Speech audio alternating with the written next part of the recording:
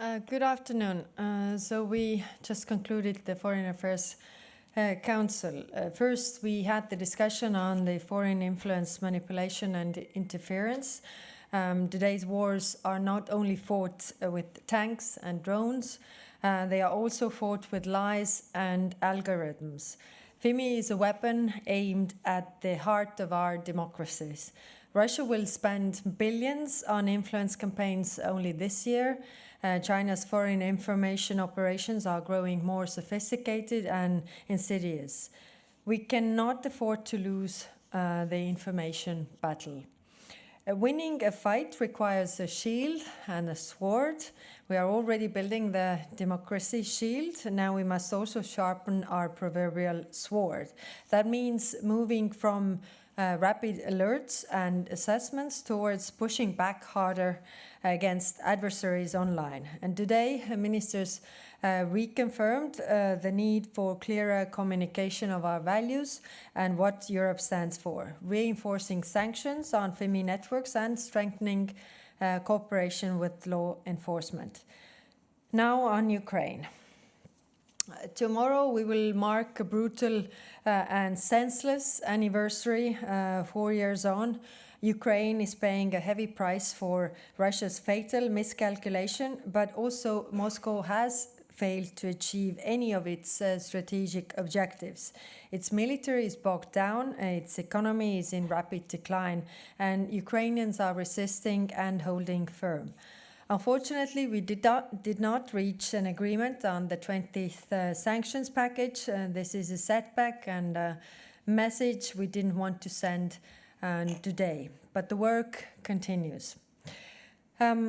Everybody understands that diplomacy is preferable to war, yet after a year of talks, we still don't even have ceasefire.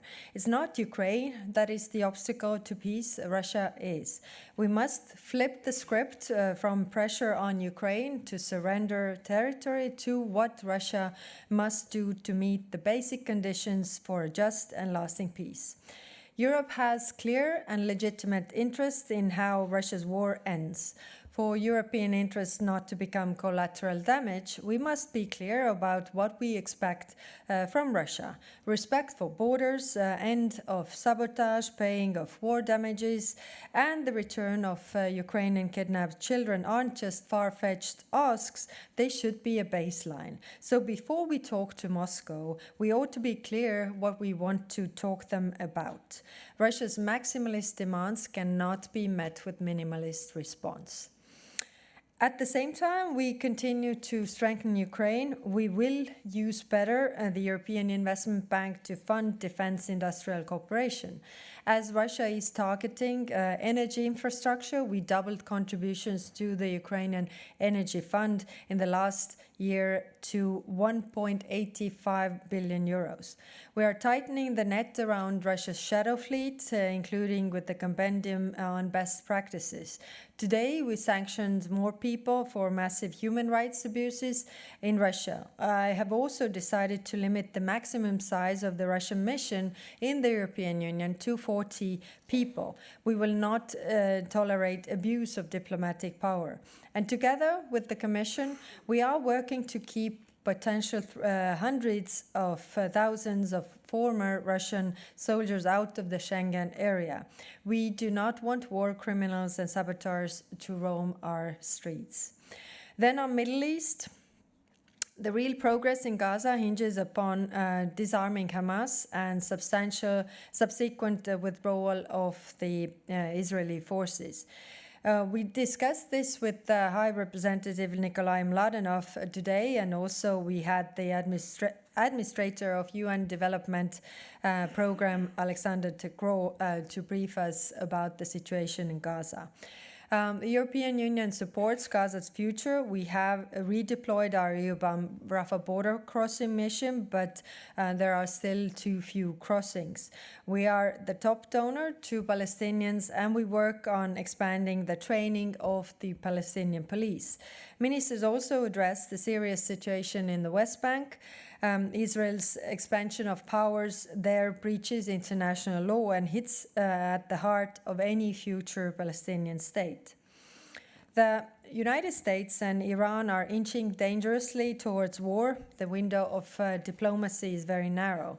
And of course, we have many concerns with Iran, its nuclear program, its ballistic missiles, and support for terrorists that are also a threat to Europe. But any military intervention risks hard to control consequences. The EU has imposed sweeping sanctions on Iran. The designation of Revolutionary Guard as a terrorist organization sent a clear message that there cannot be any impunity. In northern Syria, the sudden change of power dynamics has upended the security at the camps holding ISIS fighters. This brings new risks, such as potential movement of terrorists towards Europe. Today, ministers discussed how the EU can contribute towards more rehabilitation and reintegration programs. We will also explore more support to Syrian women and children leaving the camps in cooperation with Damascus. As a co-chair, the EU will propose to use the global coalition to coordinate these efforts. Ministers also discussed a range of other issues, including the situation in Great Lakes, Western Balkans, and Venezuela. But I will leave it here and take your questions. Thank you.